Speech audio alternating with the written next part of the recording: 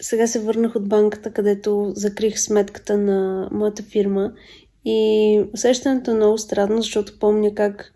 преди една година, повече от една година, за която открих за пръв път, много се вълнувах, защото си е моята фирма с името, което съм си измислила и съм си харесала и го пише и на дебитната карта и въобще едно ново начало, една мечта.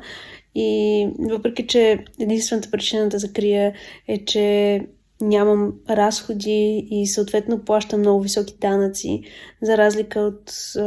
ако бъда просто като самоосигуряващо се лице. Тоест, не съм спряла да работя, не съм спряла да се развивам, но все пак е много странно чувство да някакси да приема, че моето развитие ще бъде свързано с това да работя с себе си, да работя с брандовете, с които работя като самостоятелна единица, а не като агенция. И въпреки, че знам вече за себе си, че това е което искам, не знам защо записвам това. Може би да кажа, че някога нещата не се получават точно така, както сме си ги представили, обаче се получават по най-правилния начин и трябва да се доверим на този процес.